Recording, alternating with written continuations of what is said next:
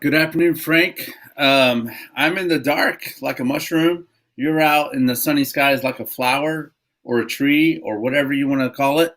But it's Sunday afternoon, and therefore it's go time with the Everyman BJJ podcast. And today I would say relieved or not, or just on balance, more of like I'm balanced with making sure that we get in our podcast today. And even it's just you and I. I know we didn't plan to have a guest today. So with all that, welcome. Thank you, buddy. And yeah, I'm here. 65 degrees, sunny. We had a really windy day yesterday, as you know. The wind's not that bad right now, so I'm a big vitamin D fan. My skin likes the sun. I can sit out here for hours and no sunscreen usually. Um, and I'd be better off to be shirtless, but I guess for the appropriateness of our podcast, I won't do that yet. We might get there because even though stuff like that's weird and it's different, Noah, I like to, more and more, I like to multitask. I like multitasking. I know that supposedly women are better natural multitaskers than men. I don't know if that's true. I hear people who claim that, say that. But I've always liked, me, I'm kind of Renaissance. I like to have my hand in this and my hand in that. And I like to do a lot of things at once, juggle a lot of balls. So two birds, one stone. No birds were killed, but under the sun, vitamin D. And then I got you on the other end. And since we're here, we decided to not have a guest, because we don't want a guest every weekend because you and I have to, we have a lot of things to talk about as well and to ponder. So one of the things, and we're a couple weeks late, but I wanted to get it in. Kamaru Usman, 170-pound UFC champion who just fought Gilbert Burns. I've trained with Gilbert Burns in the past here in Las Vegas. He came out with Vitor Belfort. And of course, he's got phenomenal jiu-jitsu. And I believe Gilbert Burns had won 6 in a row. Kamaru Usman, I think, he broke GSP's record, not for title defenses, but for consecutive wins in the welterweight division. I think 13 in a row now. So the reason I wanted to talk about that, and I think that has relevance and importance to anybody who trains in the combat sports and to, just any person out there, any life circumstance. One of the things that I saw there, first of all, that guy's a master. He's the best since GSP that I've seen put it all together and change strategies, fight to fight. Damian Maia was phenomenal with that too. Even though Damian Maia was never a UFC champion, he's got among the most wins ever in UFC. Damian Maia, you didn't know what guy would show up. He would change the takedowns. He would change the strategy. If you said his boxing was sucky, he'd hit you with something that was harder than you thought. He was very cerebral. And what I wanted to talk about with Usman was this. Usman has been very humble and quiet as a UFC champion. He's been understated, even before he was champion. He's a quiet guy. He's a nice guy. I think my sense is that he's a spiritual guy. And what happened with this fight is it was kind of like no more Mr. Nice Guy. That was kind of what I saw, more negative energy in Usman. And when I say negative energy, I don't mean that in a slanderous or derogative or negative way. A lot of other people out there, when they hear negative energy, they automatically make the assumption that it's terrible, it's bad, it should be purged from the earth. I don't mean that way. I've talked here before about the ability to tap into that negative energy and use it as fuel and to channel it and do something productive with it. And I saw, if you watch, anybody out there, go watch Usman's comments post-UFC, post-victory. I mean, you talk about ego. I mean, he's got a champion's ego. He's got a champion's heart. He's like, look, he called out Jorge Masvidal. He's saying anybody who wants it can come get it. And he was really like, he's like, put respect on my name. And Joe Rogan was saying to him, like, bro, everybody puts respect on your name. And what Usman meant is, yes, people respect me, but they don't respect me at the level that I deserve, because Usman is shaping up to be in the conversation as an all-time great, not just like should he be in the top 5 pound for pound best fighters now. He's saying, look, if you look at my record, if you look at my resume, you're not giving me enough respect. He doesn't have the followers. He's not, he's probably not making the money via sponsorships that some other big names have made. And he's thinking, I think he's saying is, listen, when he says put respect on my name, what I think he means is people need to catch up to how good I am or how great I am. That's what he meant. He didn't mean like you're not giving me respect.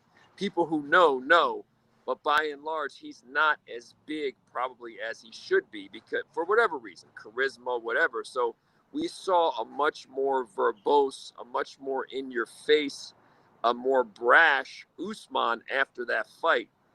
And I think it was for different reasons. I think it was that he's realizing the greatness that he's assembling fight by fight, how they're lining him up and he's beating them. But I think also fighting Gilbert Burns, a former teammate who at American Top Team, and sort of the pride there, somebody that he liked, but at the same time a competitive rivalry. And I think he felt he tapped into something extra for that fight, because it was, almost like pride at stake. Coming from a gym where he trained, and now he moved somewhere else to train. But it was just like that. I know how that feels, because I've had it where I changed teams, right? I changed teams. I've had 3 different instructors. And when I went up against my former team, even though I have respect, there was something extra in me. I was like, I cannot lose. I cannot let myself. When my son showed up, it was extra. Like, I can't lose in front of my son. If it was if it was someone I used to know or used to train with, it was even more like, I cannot lose to them. I cannot let them have bragging rights. I cannot let somebody in Las Vegas have bragging rights over me. So I know how that feels. That's something I wanted to talk about with Usman, that I saw about him pushing those different buttons, showing some more ego, showing some more fire, being more brash, tapping into a little more of that negative energy, using it as fuel. I saw that in him after the fight. He was yelling, put some respect on my name. I know how he feels. And I wanted to talk about the psychology of that, and how that can run through us as you're climbing big mountains. That sort of thing is natural to come through you. So your thoughts? No, that's I like that you're drawing out this matter, because, well, a couple of things. I heard him say on a podcast or an interview that he wants to be a marriage therapist whenever he's done fighting, which is that's you don't hear that from a professional Yep. a professional fighter. But where you're headed with this is, I want to say, it's standing his ground. There's a balance to always bending and letting your ego bend, but there's a point there where you tap into standing your ground. It's like the gun laws in this country. You have some that says, oh, you have a retreat doctrine. Well, I'm from Texas, and we have a castle doctrine, which is your home is your castle. You stand your ground. This is yours to defend. You don't have to go and hide in some panic room. And I think that what's coming across here is Usman is saying, I am a champion. I've earned this. And that's not something you can take away from me. In fact, since I am a champion, I am due that respect of being a champion. Because a champion, just like, I can also say, like, I don't want to get political here, but the office of the president, the office of, these highly esteemed offices, they bring with them a gravitas. The gravitas is a way of looking at something, and it's what is appropriate, cultural appropriate or politically appropriate. It's context specific to it. And I think what Usman's saying is, I am a champion, and so I am in a context here. And look at like what you're saying. Look at my resume. This is where I'm at. This is what I've done. And at some point, it's easier to get the belt than it is as everyone says, it's harder to defend the belt. And Yeah. how many title defenses has he had so far? I think I don't mean to 3 or put you on the 4, spot. but if you just, It's more, it's yeah, almost a handful. It's half a dozen almost. he's fighting in a tougher era than GSP did. He is. The welterweights now are better than they were. And if you look at GSP at the same time, and I have tremendous respect for GSP, GSP is undisputedly one of the greatest fighters of all time. But man, I'm telling you what, Usman is nipping at the buds. And at the same point in GSP's career, he was much more famous. He was much more of a household name in terms of, among MMA fans. People put a lot more respect. People were more in awe of GSP. And I think what Usman's saying is, bro, I'm right there. Where can you guys catch up? Can you catch up to the respect that I deserve? And I think, So, yeah, go ahead. yeah. I'm So sorry to interrupt. I do want to say something. And he's a guy.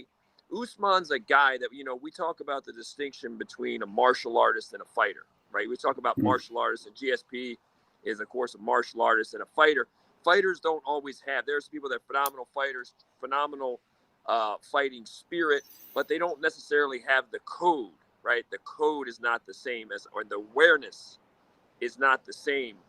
And Usman is a martial artist, like you're saying, when it wants to be a martial therapist. Like, this guy is a very cerebral, strategic, thoughtful. He's got a certain code. But what was fascinating is he gave us a window into his psyche. In the post-fight interviews, he's giving you a window. His words are a window into his psyche. And you could see him wrestling with even the ego, wrestling with he's a nice guy, but at the same time, he wants, this is my cage. This is my space. I am the king of this. I mean, he was laying it down. He was a dog peeing on the tree. And so getting to look at that for somebody like me, who's been around the fight sports a long time, who's a philosophy major in college, who's into the what I call Mindjitsu. It was beautiful, and it was fascinating to see, because I could see him. He's getting better, right? He is getting better. Fight after fight after fight, Usman gets better. And yet the public perception isn't necessarily catching up. This guy should be a bigger deal. He should be a bigger name. And that's what I saw. And he was saying, look, if the nice guy thing won't work, maybe I need to get in front of the microphone like some of these other big mouths, right? Colby, whatever, Connor.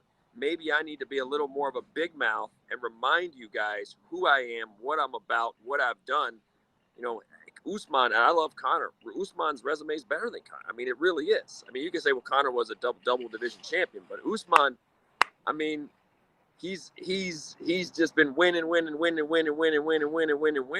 and he fights different every fight. I mean, he is the better fighter right now. And hopefully, he was just reminding him, like, if you don't know and you don't want to give me my due, I'll get in front of this microphone. I'm going to tell you, I'll be brash, and you can send whoever you want next. I'm that guy. And so I saw some of that ego in him, kind of that big ego thing. Watch it. You're going to see some big ego. That's a champion's heart, though. He stepped out of that humble, quiet shell that it really is him. But he stepped outside of it. So go watch those interviews, I would say. It's contemporaneous. We are.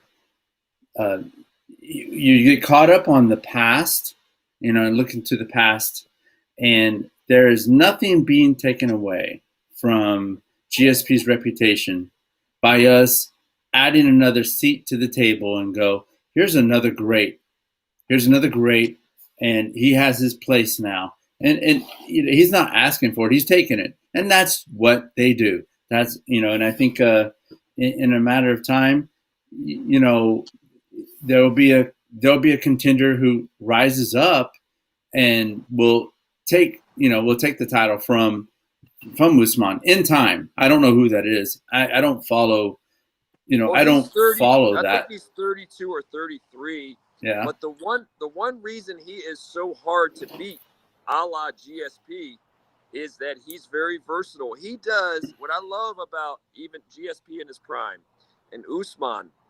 They just find the button to beat you. They don't worry about always what they'll do. They will adapt to beat you. And that's, you know, Usman's a very good wrestler. The one thing he hasn't shown us, you and I discussed a lot of Brazilian jiu-jitsu here. He has good positional jiu-jitsu, and he has good awareness and good defense and those things. But we haven't seen, like, he's not an offensive juggernaut in terms of jiu-jitsu. We haven't seen that consistently. And that's an area of his game where, now, again, in my opinion, all due respect to GSP, I don't think GSP was a jiu-jitsu wonderkind in any way.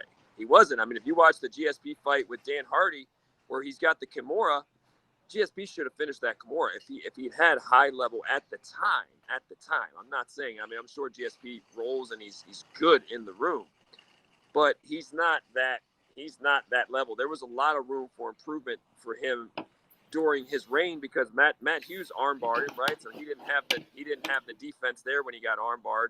He had Dan Hardy, and, you know, Kimura had Dan Hardy down on the mat for almost 5 rounds and had plenty of chances to submit him and didn't. So there were a lot of gaps. If you're looking at high level jiu-jitsu, offensive jiu-jitsu, GSP had a lot of that. Positionally, you know, defensive awareness, very solid.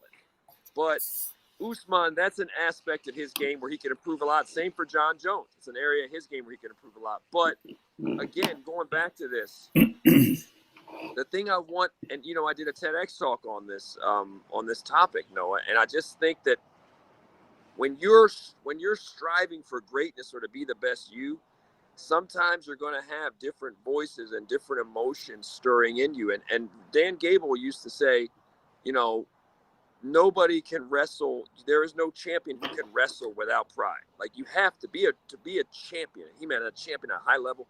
You have to have some pride, and pride is ego.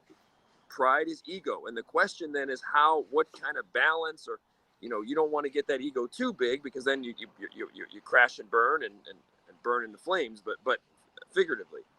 But what we're seeing is what we saw out of Usman is we saw that pride. We saw that pride come out of him, and that's a lesson for all people, because I think a lot of people just think humble, quiet. We all love humility, but in this game, and I mean in a lot of life, sometimes the closed mouth doesn't get fed. This is a mouth doesn't get fed. Yeah, this is. Let's take a step back. This is also entertainment. And entertainment, you need to have some both. A lot of life is entertainment now. You need a lot of social media is entertainment now. You got to do some self-marketing. You got to talk up. You know, flip this over to your own life. You know, outside of sports, you got to talk up your merits. You have to communicate that, because no one else is going to do advocacy for yourself. You know, I stumbled across a mental technique that is pretty obvious, but there's, you know, in psychology, they have a name for it. It's called distance self-talk. And that is basically stop talking to yourself in the first person and start talking to yourself in the third person.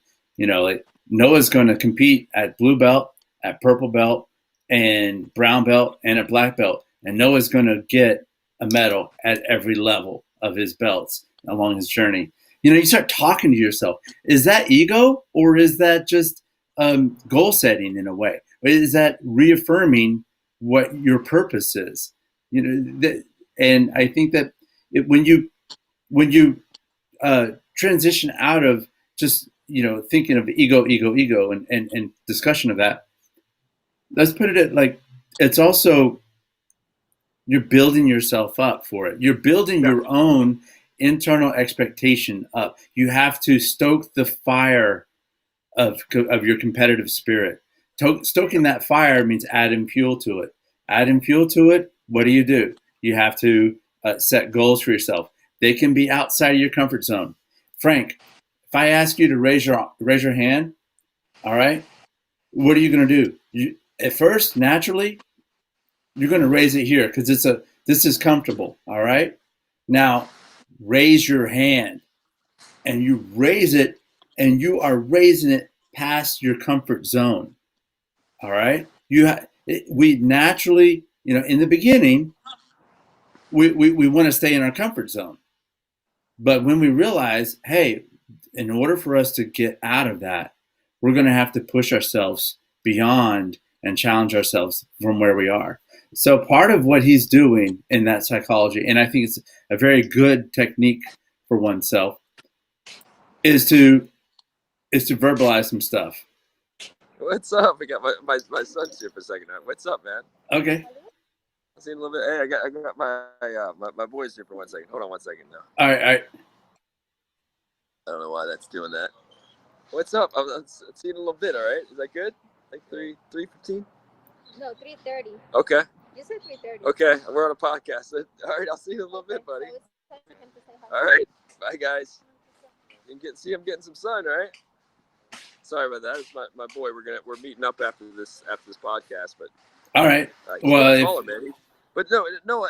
Along the lines of what you're saying, that this is the thing with ego. When people hear, if I was to say to you, "Oh, you've got a big ego," or "That's your ego talking," automatically our alarm system goes off and we're like, wow, Noah's attacking me. If Noah was to say you're being egotistical, you have a big ego, we automatically go into defense mode and we assume that, wow, that's a negative thing. You're saying something mean about me. The way that I look at ego is I look at ego with a couple of questions. Okay, is the mind technique that I'm using, whether it be third person, like what you're saying, right? Whether it be that, is it effective? Is it consistent with my principles? Will it move me closer to my goals? Right. So those are the things. Is it effective? Let's not judge it. Before we judge it, let's say, if I try the technique, is it effective? Is it in accordance with my principles? And does it move me closer to my goals? And if it does, if I have to talk to myself in the third person or tell myself I'm the best or I'm the greatest, but it's effective and it's according to my principles, and it moves me closer to my goals, then for as long as that's lasting, I'm going to do it. I don't care if my neighbor says, wow, you're not allowed to talk in the third person. That's just arrogant. That's just egotistical. Because maybe they don't have the same goals. Maybe they don't have the same principles. Maybe they're sitting on a couch in an air-conditioned, climate-controlled room, and they're not striving for anything. So maybe they don't need it, right? But if you're someone like Usman who's trying to go to higher places in a very competitive realm. Now, Noah, this is the thing, and I just did something yesterday. I do a lot of writings, and I was writing about the balance between competitiveness and cooperativeness, because I think I've went off the tracks before, where I've been so hyper and ultra competitive at the expense of being cooperative, at the expense of building other people up and investing in other people and sharing. So it's like selfishness versus unselfishness, and I've really focused a lot more on unselfishness, right? When you're a coach, you need to be more interested. It's more unselfish, more interested in the success of your athletes, and you're a giver. And a lot of times when you're a champion, it's very selfish in a lot of ways. Your schedule is very selfish. It's more about you a lot of times. Not all the time, but in a lot of ways, it's all more about you. If you're married to Tom Brady, well, Tom Brady's schedule is Tom Brady's schedule, and kind of everybody else has to kind of adapt to that schedule. I mean, if you're married to the GOAT, right? So it's taking a look at that and saying, well, it's like a surfboard where there's constantly, the balance point is always changing, right? It's never the same. Every wave is different. The wind is different. You're different. The conditions are different. So it's constantly playing around with and finding new ways to motivate ourselves and bring out the best in ourselves, and saying, Noah, is there more inside you that you can bring forth for life, for professional success, for financial success, for relationship success, for be a better friend? What more mental buttons or mental techniques? And if somebody doesn't want to embrace some of these parts of the ego because they, oh, you got a big ego or you're arrogant, then they're never going to get there. That's what my TEDx speech is about. Like, to get there, sometimes the ends have to justify the means. I am not. People think I'm trying to justify being a jerk. Nothing could be further from the truth. If I end up being a jerk because of my ego stuff, then I did something wrong. But along the way, I might be a little bit of a jerk while I'm trying to figure it out, right? It's kind of like when you're first trying a new jiu-jitsu technique, you mess it up, right? Because you're still trying to figure it out. So sometimes, even like Connor, sometimes you can go overboard, you can cross the lines, and then you get the feedback like, wait, okay, I went overboard with that one. Let me pull back. But then if you pull back too much and you're too humble, then you might not be as effective, right? So it's trying to find that point, and different fights bring different things out of you. Usman fighting Gilbert Burns brought out a side of him like, this is the guy, my former teammate who I bled with and trained with, that you send to beat me. It was a little more personal for him. You could see that. And he fought like it, and he talked like it afterwards, even though he loved Burns, and there was great sportsmanship there, and Burns was crying with him, and it was a great tender moment if you see that. But anyway, when I see stuff like this, it reminds me of when you have a mental toolbox. You if you're only pulling from humility, you might be limited. If you're only always pulling from humility, which I love and sounds great in theory, then you probably are going to limit yourself. You got to play around with other toolboxes in there. And by the way, and I said this in the TEDx speech, and now people are, have their own version of it, but I think I said it first before anybody in our ecosystem said it. And what I said is, I said in the TEDx talk, people have misdefined what humility is. Humility is not, being, pretending that you're humble and feigning it, or if you're a weak person and you're scared of everything and you're insecure, that's not humility. True humility can only be worn by someone who knows their power, someone who is confident, someone who chooses to be humble, someone who chooses to serve others. There is no such thing. If someone is very weak, very insecure, very afraid, that is not humility. That is insecurity. It's a big difference. And we've been misidentifying what humility is. Only like someone like a Nelson Mandela or a great fighter or whatever, somebody who knows their power, someone who's truly confident, the only people that can truly be humble. Anybody else, it's just someone has to have power to test their humility. If they don't know their power or feel powerful or have power, you can't test their humility. You can't. It's a big difference. So that was something that I talked about in the TEDx talk too. Anyway, Usman pushed those buttons, and I was like, damn, he fits the TEDx talk that I gave, and watch those post-fight interviews. It was fascinating to see. It's good to build that inner fire up. In yoga practice, you can build that inner fire with the kind of pranayama. The one where you're breathing in and out quickly. That, and using your abs. That builds fire within. That fire that you need. And some people will use anger to build that fire, and there could be an argument that Usman had anger in him to do that. Now there's different, and I haven't thought about this before deeply, but there are different kinds of anger.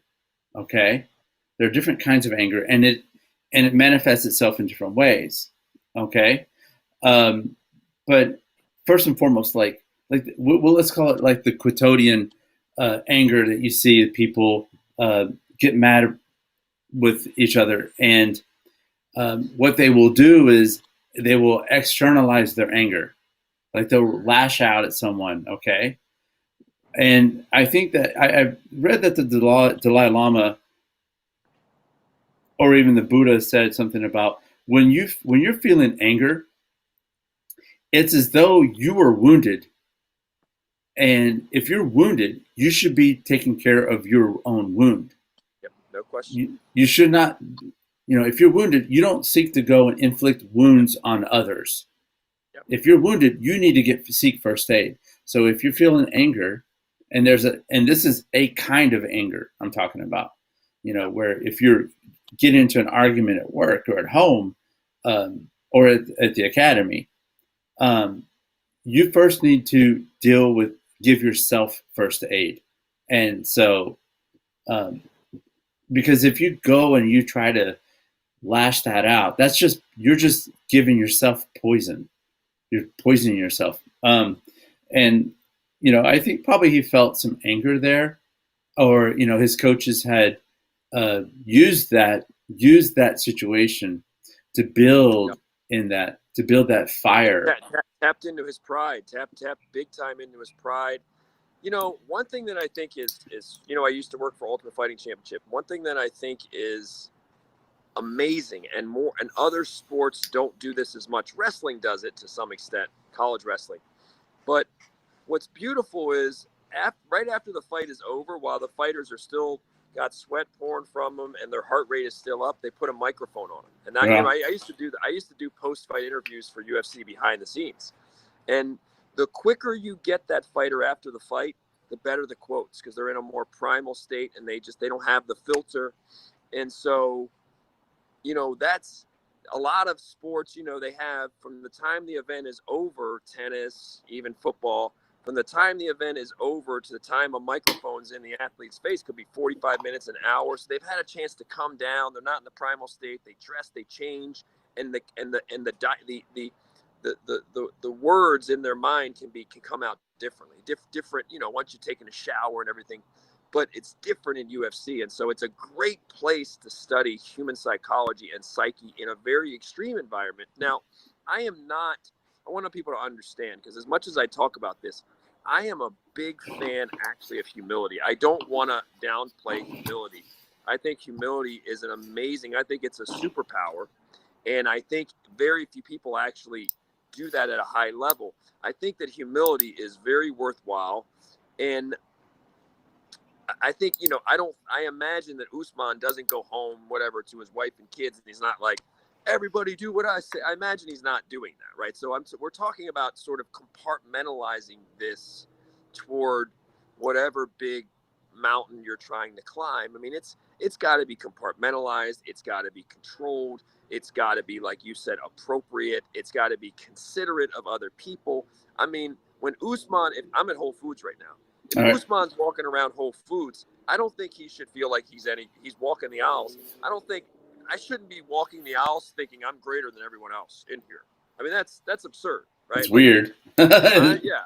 That's actually weird. Like, if I'm walking around in my everyday life, I'm better than all of you. I'm greater than all of you. You're all slackers. Well, I think that's unattractive. I think that's counterproductive. I think that's dangerous. I think that's bad karma, and it's arrogant for sure. Yeah. So I'm not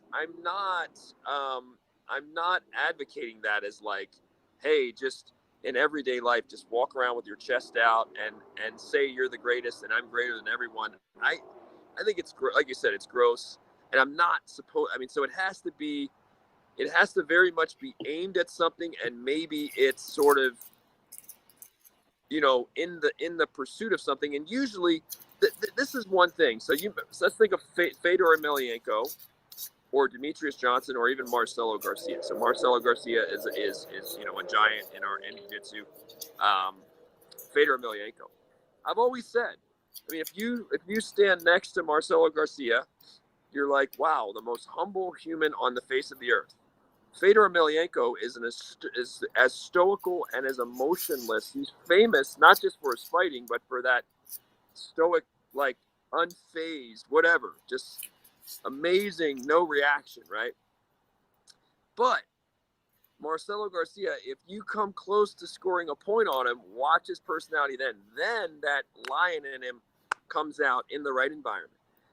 Emelianenko, when the ref says go, once the battle cry is sounded, watch how he fights. Mm-hmm. There's something in that guy that's like, it's like you took something from him. It's like it's exceptional, right? And that is, even though the words might not come out, it's like, don't believe what I say all the time. Watch what I do. It's not always what I say, it's what I do. And when you watch how some of these guys fight, Marcelo, Fedor Emelianenko, and many others, you're like, wow, there's a lot of pride in there. There's a lot. That's why Emmanuel Stewart, the famous boxing trainer, worked with 40 plus world champions. I said, Emmanuel, what's the one thing all the great fighters you work with had in common? And he paused and he said, a big ego. They all had a big ego. Meaning, it doesn't mean that they walk with their chest out.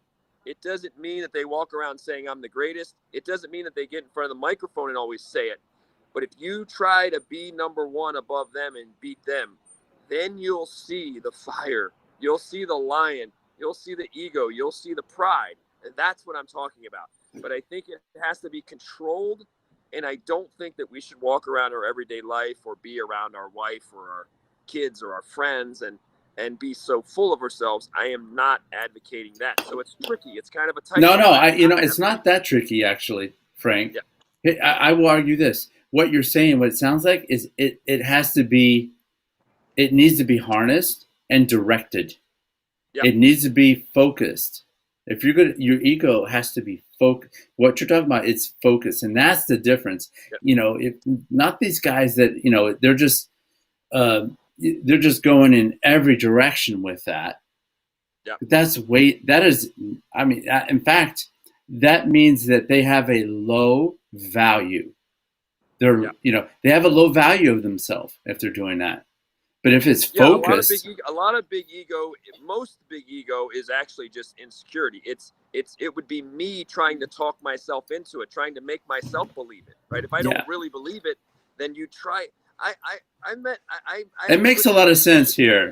This is very powerful because now what we're talking about here is how do you harness and direct it and get it focused on something. I gotta say that as a blue belt, I don't have that. If someone passes my guard, I don't have that ego of like, oh, I can't let them pass my guard. Yeah. But if you were to tell me, look, I want you to own this. This is yours, and I want you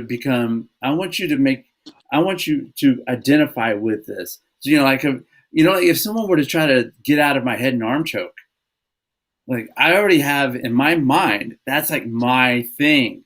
That's my thing. I'm going to look at you trying to get naked. Look at you trying to get naked out there at Whole Foods. What's up? I'm on that melanin mission. What's up? So, if I've already put a lot of work into my head and arm choke. So if someone were to try to do defenses on my head and arm choke, and I know that, I know what those defenses are, I'm going to be like, why didn't I get that? Or if I got it, I got that because these things were done right. If you had no pride in your head and arm choke, you probably wouldn't have a good head and arm choke. There has to be some pride, like you said. So when I first started training, I trained with Pedro Sauer under Elio Gracie and Hickson Gracie, and Pedro Sauer had a really good guard, man. It was like, I didn't know anybody in the class or whatever that had ever passed his guard. He had his guard, and he prided himself on that. In the old days of jiu-jitsu, probably more than now, it was a bigger deal of like, don't let guys pass your guard. And I would say this, Noah, in jiu-jitsu, if you're a smaller fighter, right, like you're Mikey Musumeci size, Cal Terra, and you're doing absolute divisions, right? Very few small guys do the black belt absolute. We see small guys do the blue belt absolute or the purple belt, or maybe even the masters. But all ages, you very rarely see a really small guy, like really small, 100, a Pluma or a Pena do the black belt. But if you are going to do that in general, I would say that one of the best weapons for you would be don't let guys pass your guard. Because a lot of your trouble when you're undersized starts when the bigger guy, somebody who outweighs you by 60, 70, 80, 100, your trouble really starts and really multiplies when they pass your guard. If they don't pass your guard, you can be in the fight, in the jiu-jitsu match at any weight. A buddy of mine, Rene Lopez, who's probably one of the top 15 in the world, is a training partner of Mikey Musumeci. Rene Lopez and I have been training partners for a long time, over a decade. And Rene, his guard is very hard to pass, bro. He gives the big guys, I've seen world champions come in there, have fits. Guys that outweigh him by 40, 50 pounds have fits because they can't pass his guard. So that's a big thing. You talk about there's not always a lot of glory in guard retention, right? But it can save you a lot of trouble when having to push that guy who outweighs you by 80, 90, 100 pounds of that girl. It can save you a lot of energy, a lot of misery. And that's why I say people don't enjoy doing the hip escape, but why you should be doing hip escape. Pay attention. Do your hip escapes with intention, because it's so fundamental to your guard retention. If you got a crappy hip escape, you probably are crappy with your guard defense and your guard retention. There's a link there. They're connected. So that's one of those things where guard retention's a big deal, man. And like you just said, sometimes you have to have an instructor or yourself just remind you, take some pride in it. Like, wait, because otherwise, if you don't have the pride in it, you don't go home, you don't study what you did, you don't drive home and think about. When I used to lose in practice, and I've lost many times in practice, the drive home, man, I was thinking about it on the drive home. I didn't just let it go because I cared. And I was like, what happened? Analyzing it, rewinding it in my brain before they had YouTube to rewind everything. I was just, my brain like, well, what happened there? What did I do? So anyway, yeah, this is the right amount of pride, right? Not too excessive. It can't be pride at the expense of everybody else, because I believe everybody's beautiful, everybody's talented in their own ways. We all have different gifts. And if we're dehumanizing others to uplift ourselves, like you said, it's ugly, it's gross, and also it's usually insecurity. Well, we need all of us on this planet growing and developing. And other than like informal competition where there is a ranking, that thing of you comparing yourself to someone else is self-defeating, because everyone has their own challenges to deal with. Yeah. I was at the dog park earlier today and talking to someone, and they're going through life, situations that are that make my, the things that I'm challenged by in my life pale in comparison. Like that person, what they described to me is, and I don't want to get, obviously I'm not going to, give detail, but that humbled me, and like, because I get out there for my, like what you're doing, I get out there for my 30 minutes in the sun to let this sheepdog run around, and I was like, wow, yeah, I'm thankful for my problems in a way, I'm thankful. So outside of formal competition of ranking stuff, if you're trying to compare yourself to others and play that envy game, envy and jealousy. People use the word jealousy when they should say envy, okay? Yep. And jealousy is unhealthy. Jealousy is about like romantic. Envy, like, Frank, I really envy your guard passing skills, and that's actually much less, that's less, carries less negative baggage, negative connotation with it, because what does that do to you? That raises you. And it also gives you opportunity to share with me, like, oh yeah, well, no, let me tell you where you place your hands, in defending or in keeping it, or like you say with shrimping, to retain it. Those kinds of things. You're lifting. I lifted you, and I amplified you, and you turn it back onto me, and then it helped me. And the net is we both. You get some external validation that you're doing the right thing.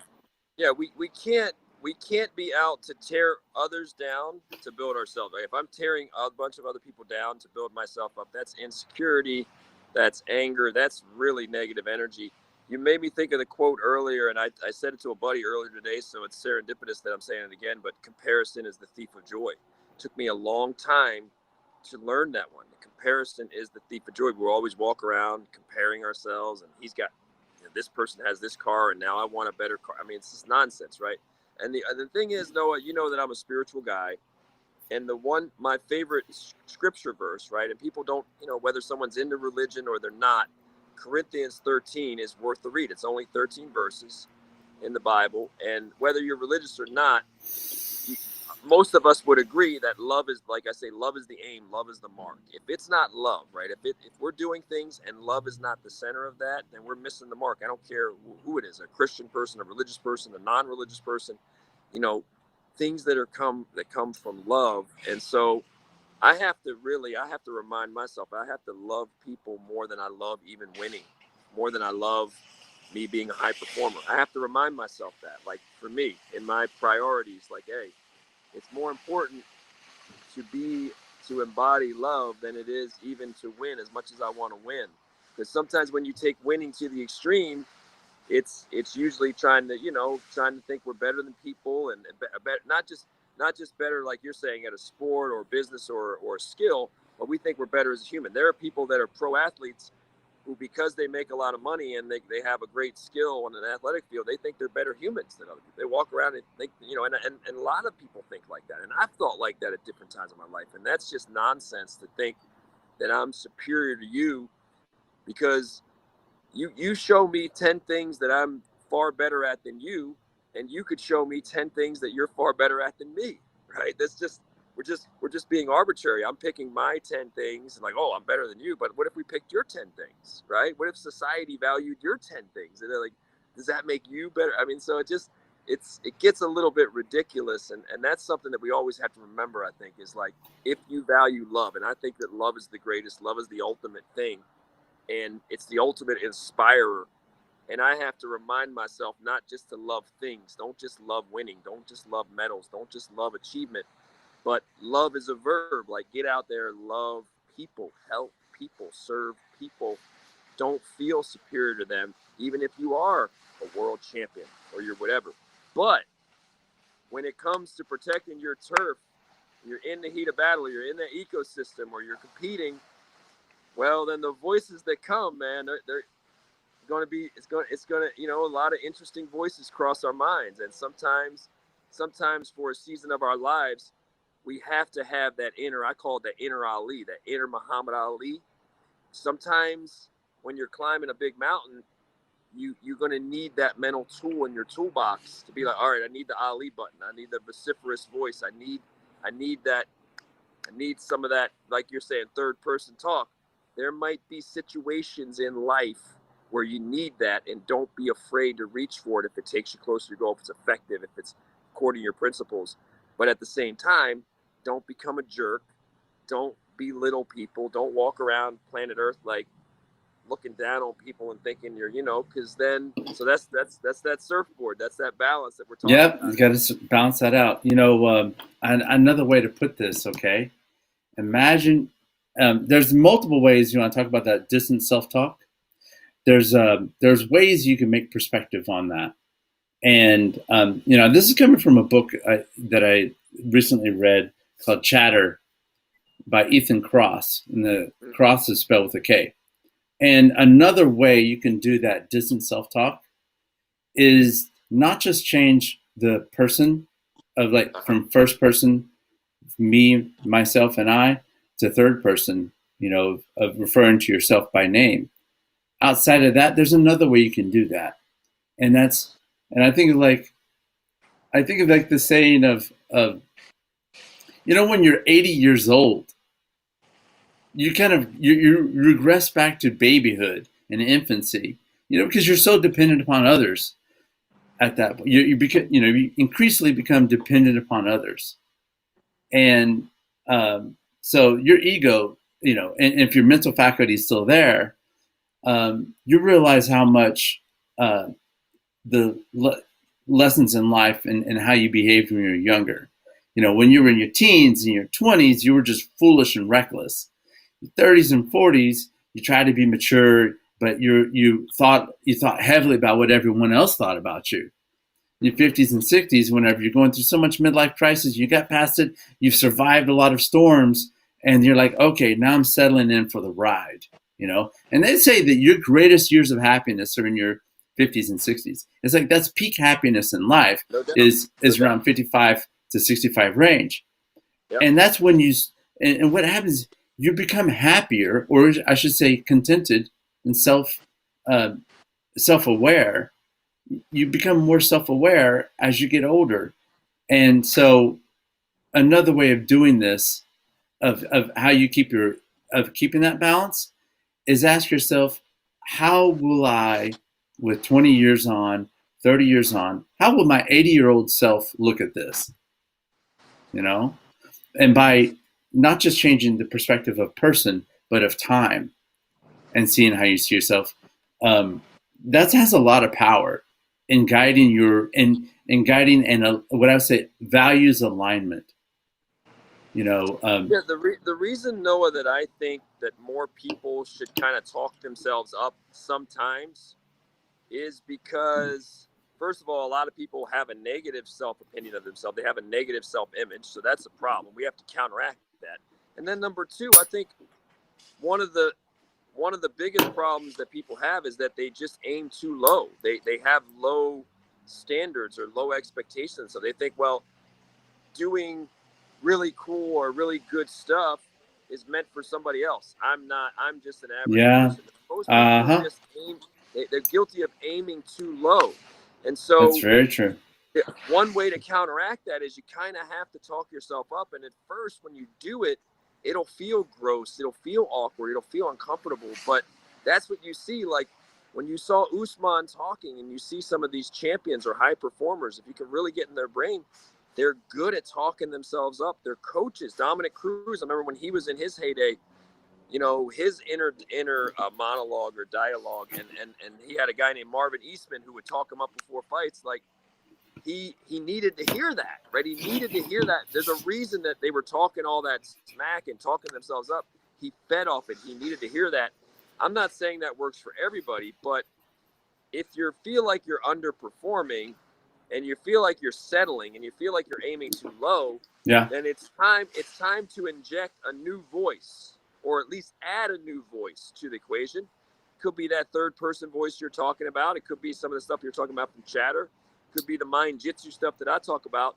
But it's adding to the toolbox and saying, well, maybe I need that. And then when you embrace that, if you embrace some of that self-talk that seems like, oh my God, that's egotistical, then how do you do that in a way that, you don't lose your friends, you don't lose your marriage, you don't lose your job? How do you do that in a way that you have a higher sense of yourself, you have higher expectations, you're aiming bigger, you're talking bigger, but at the same time, you're still a gentleman or a gentlewoman, you're still a quality person, you still care about other people, you're learning humility, you're serving others. You can be both is what I'm trying to tell people with the TEDx talk. You can absolutely be both, but along the way you might cross a line. Sometimes you might be in a conversation with someone where you're a little full of yourself, and then you pay attention. Oh God, I'm wrong there. I was acting superior, I was acting a little arrogant. Apologize, and now pull back accordingly, right? You gotta play with that tool a little bit, because when we first try it on, we might not wear it well.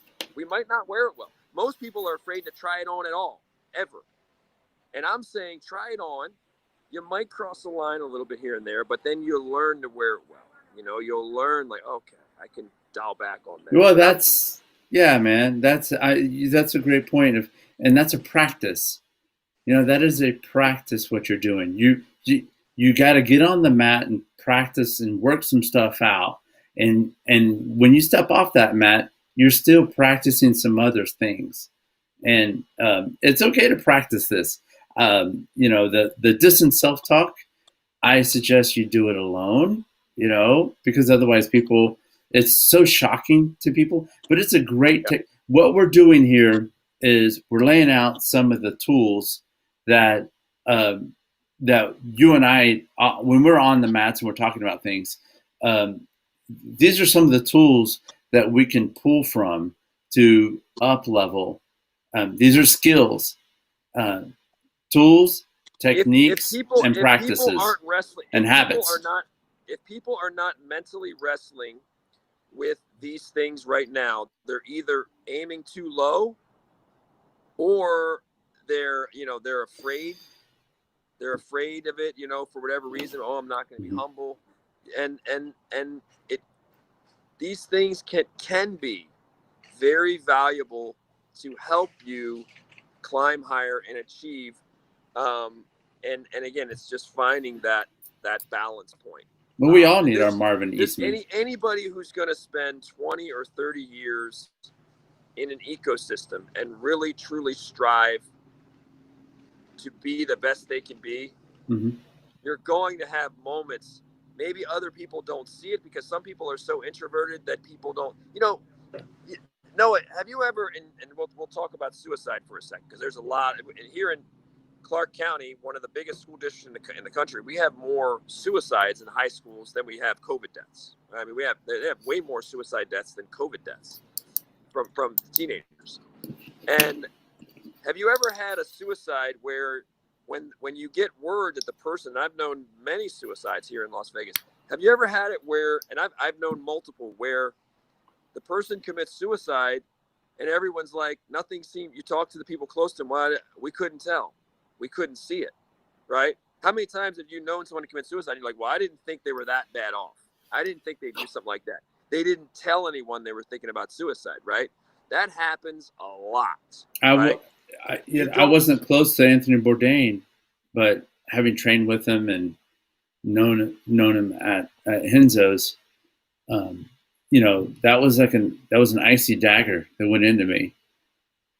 And when those happen, a lot of times we're all left like, well, wait, there wasn't the obvious cry for help. We think there wasn't they didn't tell anybody close to them they were thinking about it. A lot of people miss the signs of them being suicidal. Happens a lot, right? And so if we can miss the signs that someone's suicidal, we can also miss the signs that they have a pretty damn big ego, that they're ultra competitive, like a Marcelo Garcia or Fedor. We can't just go by what someone says. There are people like me or Connor or Ali or even Usman who are very verbal with it. And there are others who are more introverted. They're not external. They're not obvious about it, but they've got that chip or they've got that pride. But it might not come out of their words. Some people filter it. Some people don't filter it. It's just not their way of expressing it.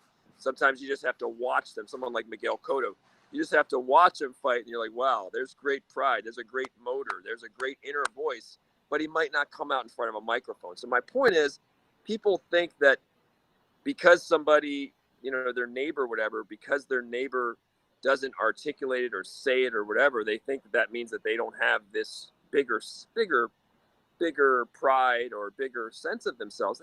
They can absolutely have it. Introverts can have it. People who don't say it can absolutely have it the same. So we shouldn't just penalize the people that can talk it and then not, we should just be more, I think people should be more understanding. When I see some of the big mouth people talking them up, I'm like, I can see this person, he's got a lot of insecurities, but he's trying to get up that mountain. And right now he's playing around with a new voice. I get it. And then hopefully he or she will learn to wear it well. I mean, we've seen fighters and other people in life crash and burn because they became too full of themselves. They only cared about themselves. And if that's the case, then I can tell you how that story ends. You show me an athlete or anybody, any of us who stop caring about other people, who act like we're superior to everybody else, who's all me all the time. Well, you're on the clock. You're going to crash and burn. I mean, we know how that story ends 100 out of 100 times. So I'm not, and you are not, neither you nor I are advocating that. I hope nobody confuses that. Yeah, no. As we come down the final stretch here, that segues into a point that I want to make here, Frank. There's, that with this concepts of ego, there are two parts to this. Okay. There are two parts to this, and they are codependent. One is where you are taking space, and the other person who is holding space for that person. Okay, and they're both codependent. They're both dependent. You need to